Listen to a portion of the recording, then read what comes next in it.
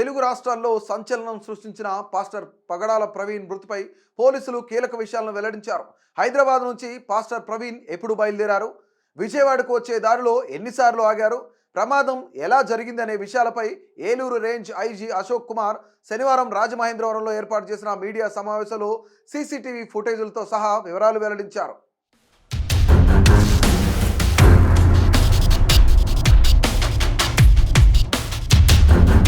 Master Praveen మృతిపై వివిధ రకాలుగా దర్యాప్తు చేపట్టినట్లు ఐజీ అశోక్ కుమార్ తెలిపారు. ప్రవీణ్ మృతిపై ఆయన కుటుంబ సభ్యులు అనుమానం వ్యక్తం చేయలేదని, పోలీసుల దర్యాప్తుపై నమ్మకం ఉందని వారు చెప్పారని తెలిపారు.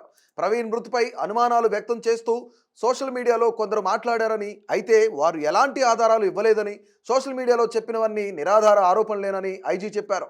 హైదరాబాద్ నుంచి విజయవాడకు బుల్లెట్ వాహనంపై వెళ్లే క్రమంలో హైదరాబాద్, కోదాడ, ఏలూరులో మద్యం దుకాణాలకు ప్రవీణ్ వెళ్లారని, ఆయన శరీరంలో మద్యం ఆనవాళ్లు ఉన్నాయని ఎఫ్ఎస్ఎల్ నివేదిక చెప్పిందని ఐజీ అశోక్ తెలిపారు. దారిలో ఆయనకు 3 సార్లు చిన్న చిన్న ప్రమాదాలు జరిగాయన్నారు.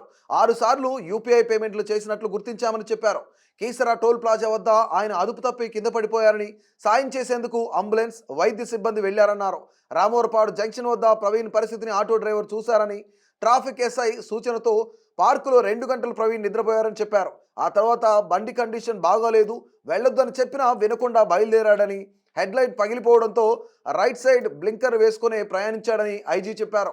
ప్రవీణ్ ప్రయాణిస్తున్న బుల్లెట్ బండిని ఏ వాహనం కూడా ఢీకొట్టలేదని, ప్రమాద సమయంలో బైక్కు పక్కనే వెళుతున్న కారుకు చాలా గ్యాప్ ఉందని, ప్రమాద సమయంలో రోడ్డు పనులు జరుగుతున్న కారణంగా కంకర్రాళ్లు ఉన్నాయన్నారు. బుల్లెట్ బండి వేగంగా వచ్చి రోడ్డు పక్కకు దూసుకెళ్లిందని, ప్రమాదం జరిగిన సమయంలో బండి 4th గేర్లో 70 కిలోమీటర్ల వేగంతో బైక్ ప్రయాణిస్తుందని చెప్పారు. కంకర్ కారణంగా బైక్ స్లిప్ అయ్యి రోడ్డు పక్కకు గుంతలోకి దూసుకెళ్లిందని, గుంత అర్ధచంద్రాకారంలో ఉండటం వల్ల బండిపై నుంచి తొలుత ప్రవీణ్ కింద పడగా బైక్ ఎగిరి ఫాస్టర్ పై పడిందని చెప్పారు. అంతే తప్ప ప్రవీణ్ బుల్లెట్ బైక్ ను ఏ ఇతర వాహనాలు ఢీకొనలేదని ఫోరెన్సిక్ నిపుణులు స్పష్టం చేశారని ఐజీ అశోక్ కుమార్ తెలిపారు.